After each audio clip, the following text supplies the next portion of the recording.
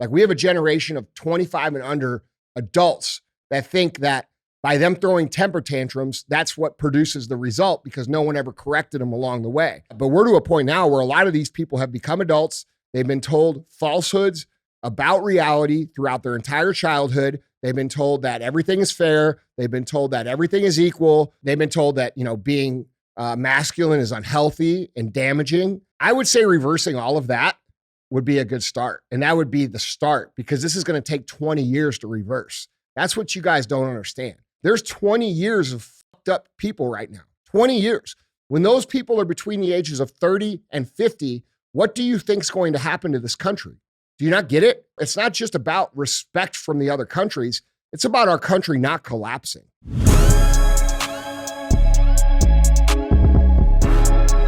Let's get into it, man. I got some good ones for you. Let's keep going with question number one. Andy, in your latest Real Talk, you said that when other countries look at America, they don't say nice things. I agree with you. I think our people have lost a lot of respect for our country, and a lot has to do with the way our current administration has been running our country. They've kicked out soldiers who refuse the jab and have been promoting this woke ideology. In your mind and in your opinion, what do you think we need to do to gain the respect of other countries again? Well, I think, something that would probably be a good idea to start with is not send our troops over to where they live and kill their fucking people and blow up their cities and destroy their infrastructure and put them back fucking 50 years. I mean, that would be a good start. A good follow-up to that would to not promote our military to be transgender individuals who have mental illness, who are completely weak and useless members of our military. Promoting things in our school system that actually create high quality, high achievement, high drive, high discipline individuals that are going to be productive citizens instead of teaching little children about sex or transgender ideology or any of this other crazy shit. I think, stopping the idea of we're going to reward people based upon the color of their skin or the gender that they were born in life. We turn this back into a straight meritocracy where the best win and the best fucking produce and the best get the opportunity. And if you want to be the best, you have to work to be the best.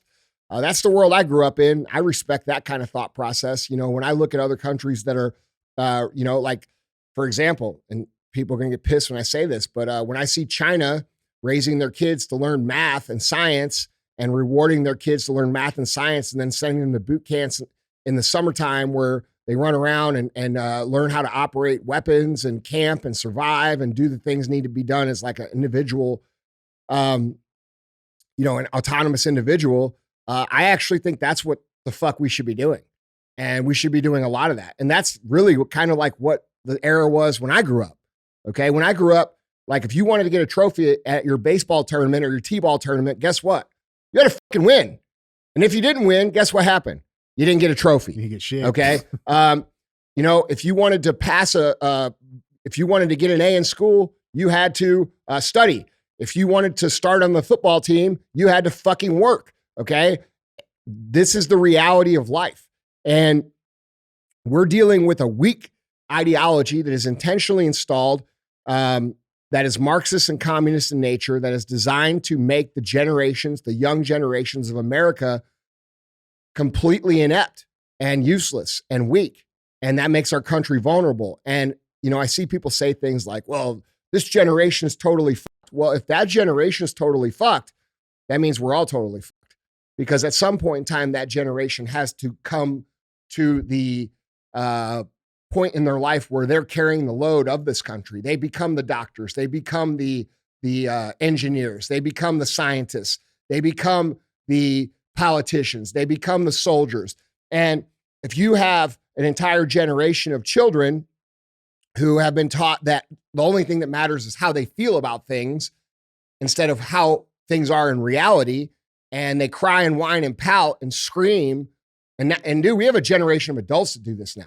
We have a generation of 25 and under adults that think that by them throwing temper tantrums, that's what produces the result because no one ever corrected them along the way. And in fact, that's what they were taught.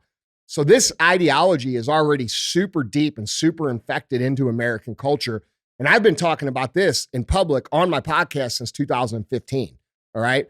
But we're to a point now where a lot of these people have become adults. They've been told falsehoods about reality throughout their entire childhood. They've been told that everything is fair. They've been told that everything is equal. They've been told that, you get rewarded for showing up. They've been told that, all these things that are not true. And they've been told that, being masculine is unhealthy and damaging. Now we're having exercise villainized to make that seem like it's bad. So, I would say reversing all of that would be a good start. And that would be the start because this is going to take 20 years to reverse. That's what you guys don't understand. People keep saying, oh, that generation. No, there's 20 years of fucked up people right now. 20 years. When those people are between the ages of 30 and 50, what do you think is going to happen to this country? Do you not get it? So it's not just about respect from the other countries. It's about our country not collapsing. That's where we're at. And dude, by my math, we've got about another, unless they do some drastic stuff, which I believe they're going to do, because I don't believe that they have the belief of the people anymore. So I believe they're going to have to rush their agenda of the collapse of America along. So they're going to do something drastic. But if they don't do something drastic, by my math, I think we have another 15 years before we have a 20-year span between 30 and 50. They're not able to really produce unless massive correction has taken place. And so, there's a lot of things, not promoting children cutting off their fucking penises or, doing all this goofy ass shit that we're promoting. I mean, there's a whole bunch of stuff. I agree with Trump's philosophy. I think that's a strong philosophy. You get peace through strength. You have a strong military that doesn't go around the world and get involved in all the bullshit, defends our country, defends our people, defends our interests, and lets everybody else go do their shit. America first, a real America first agenda. People first, the economy first, the manufacturing first, the cities first, and the safety of this country first. And that's respectable. If another country were to live like that, just like I described, would you not look at them and say, well, that's the example of what a country should be? And that's the example that America has set for a long, long time until a bunch of people came along and decided they wanted to fuck it up. And a lot of you guys went along with it because you didn't want to be called names. And now here we are.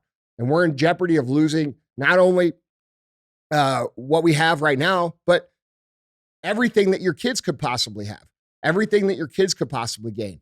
Your kids' lives are actually in danger right now. You're just failing to realize it. And you're afraid to speak up because you're afraid of the Karens on the internet yelling at you for saying some shit that is actually true. And so, that's my answer. I think there's a lot of things that if I was living, let's say in Dubai and looking at America, I'd be laughing my fucking ass off right now. With a shit ton of money. Yeah. It's gross. It's disgusting shit, dude. Yeah. Look at the cities. Look at the shit that's on TV. Look at the shit these people in Hollywood promote. Look at it's just a fucking disgusting place.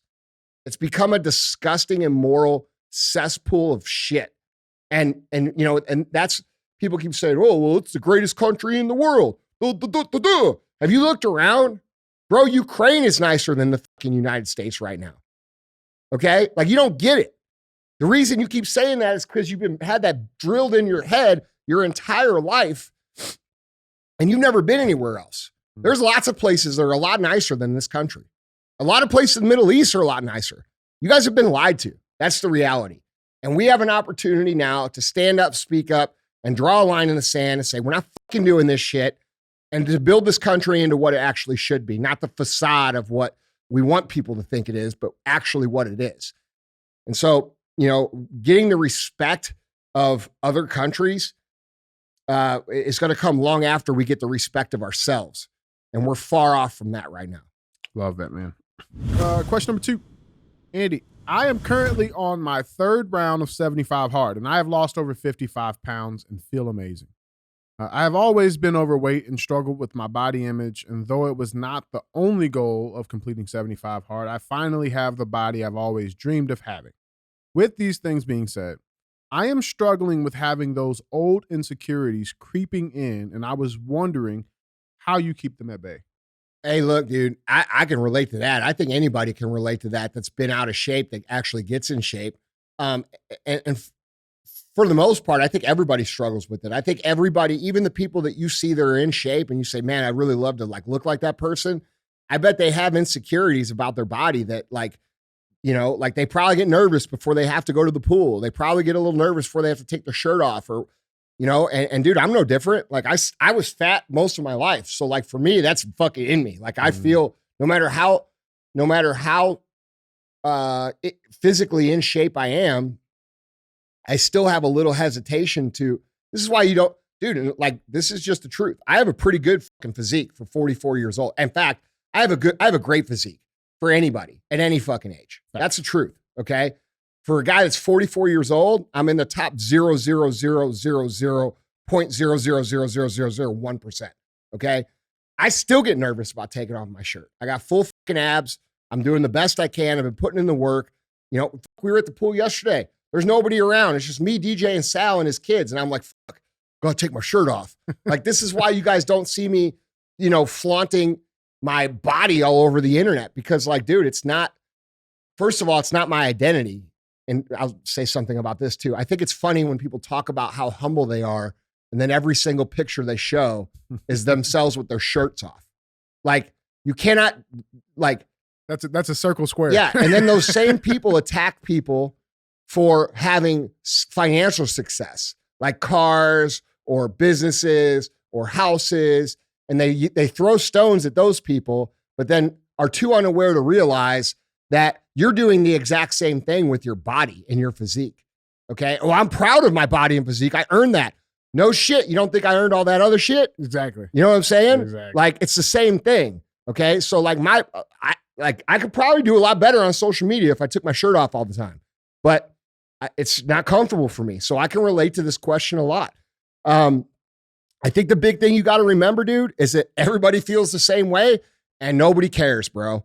Like if you're working hard and you're doing what you can do, what else can you do? What else could you have done? You've done the 75 hard 3 times. You've lost 50 pounds. You've built yourself into exactly what you want to be.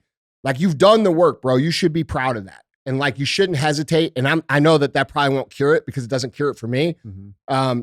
But you should understand, like, dude, at the end of the day, no one gives a fuck. I don't give a fuck. I don't care if you're 100 pounds overweight or 300 pounds over. No one cares. But you care. And so like, you have to understand this is just something that's in your head. It's something that will probably go away the more time you stay in the condition that you're in, the longer you stay there, the less you'll have that insecurity because it'll be so far removed from where you were. That's something that I notice. Yeah. The longer I stay in good condition, which for me, that really started in 2016. That's when I started really getting my shit together. And so what's that? How many years is that? 7 years? Yeah. Okay. That's, I'm not nearly as bad about it now as I was then. But I think having the dysmorphia, especially with what we're surrounded with online, we're surrounded with online, like all these people who, let's be quite honest, most of them have favorable genetics.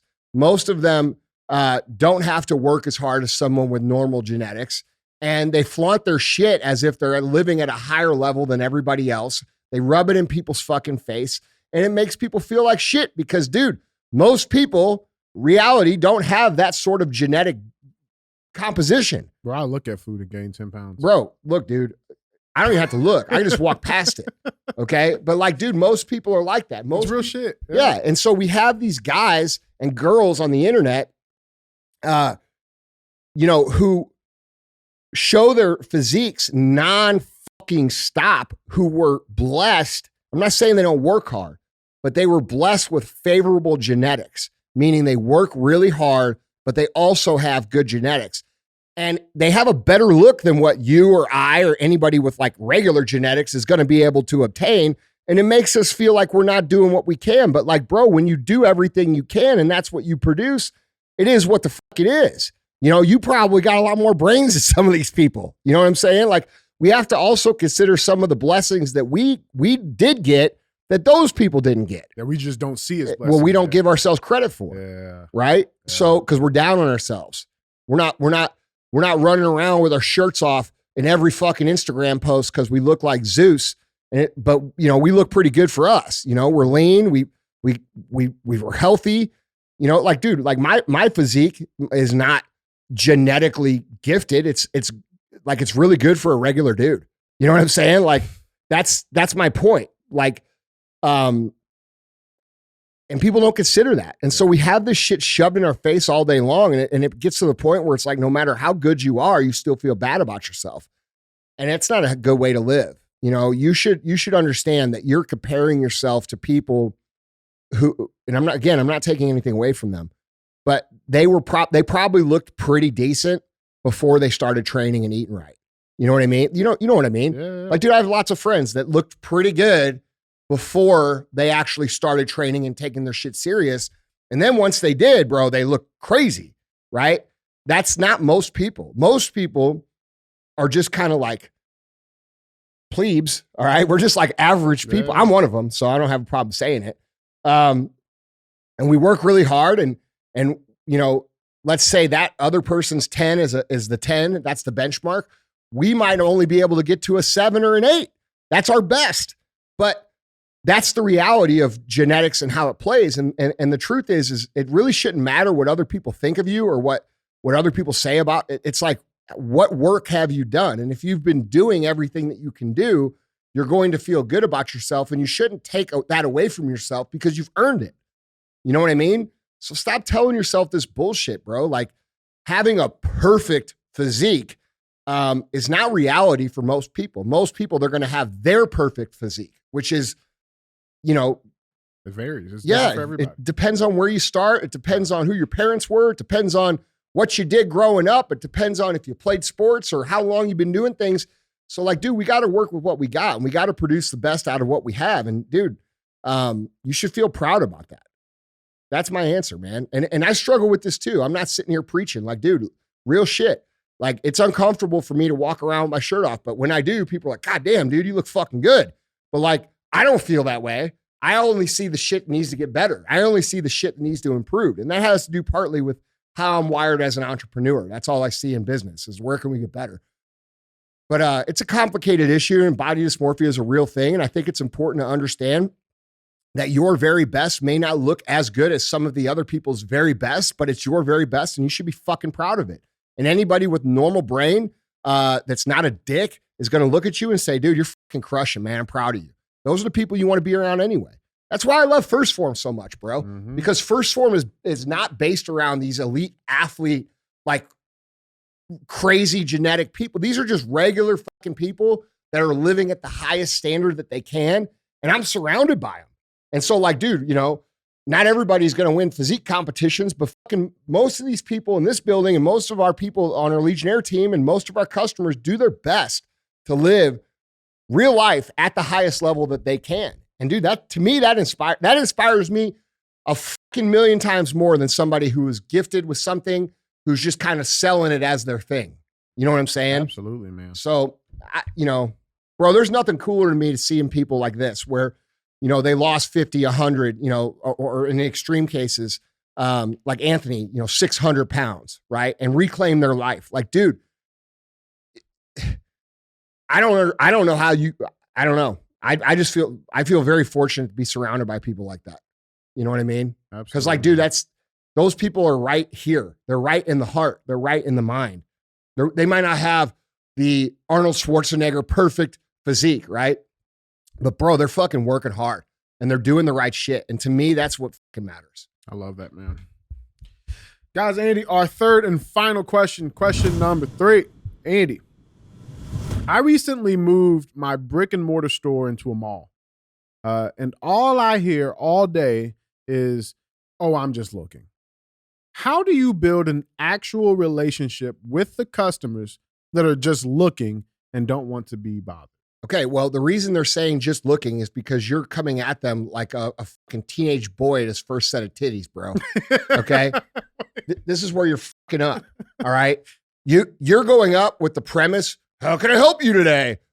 Is there anything you're looking for? Like all this cheesy ass shit. How about just go up and have a conversation? Yeah, it's not genuine. I worked the retail store. I've probably worked more retail transactions than any other single human being I know, okay? And that's what's given me all the skills that you guys know me for or listen to me for or that I've used to build the businesses that I own came from that place. And so I would highly recommend getting yourself in this situation because the skills that can be obtained through that amount of reps are invaluable to success. And they're only becoming more valuable as things become more automated.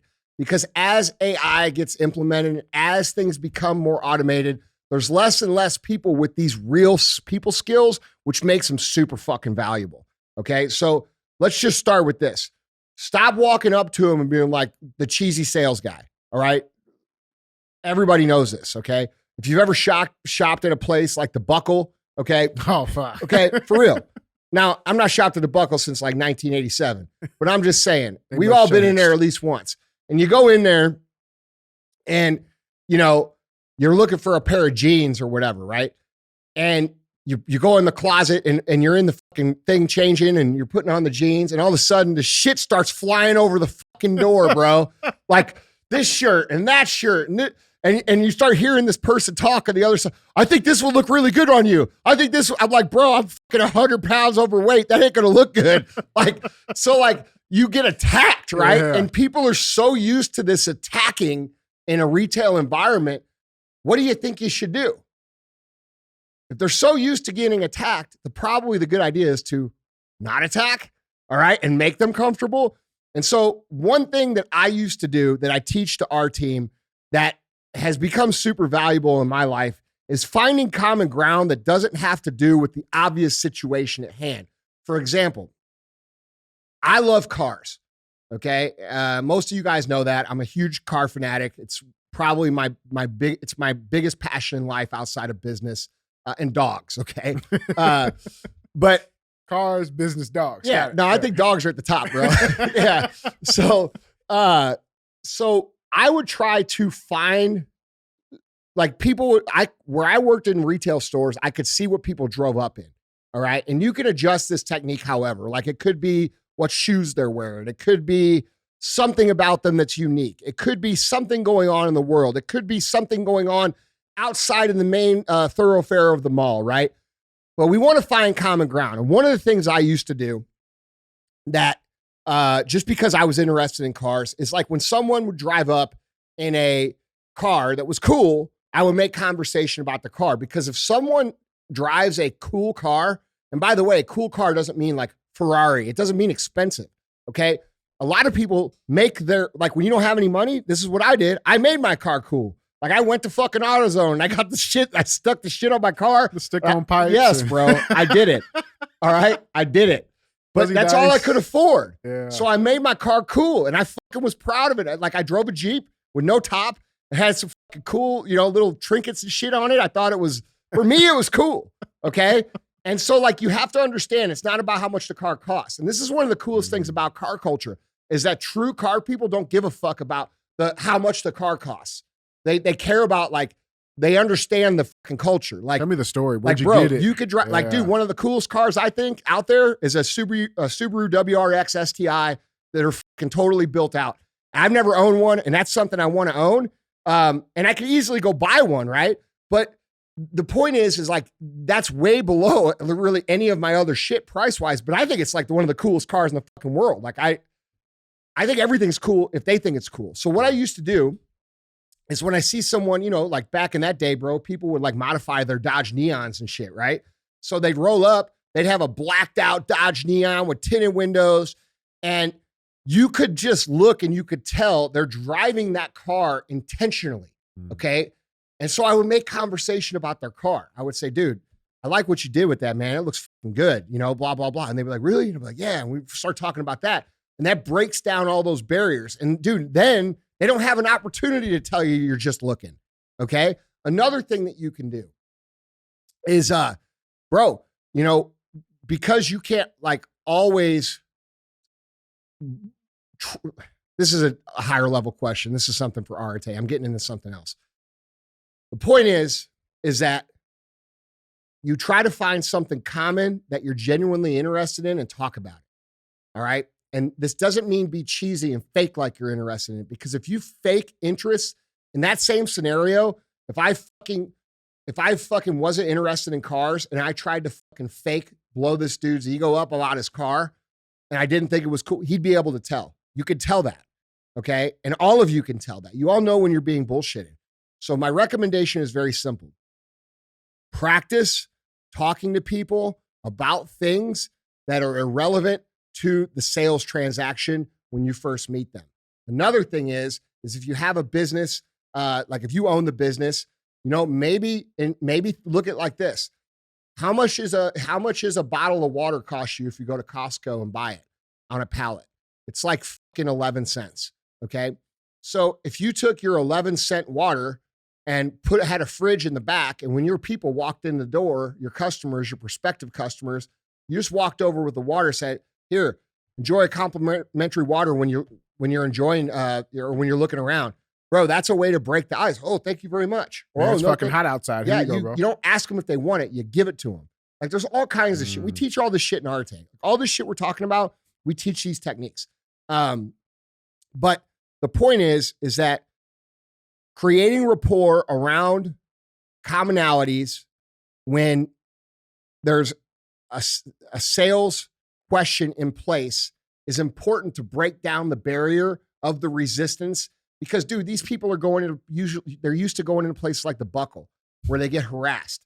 Okay. They're used to going into places, you know, really anywhere, bro, where the people are just up your ass.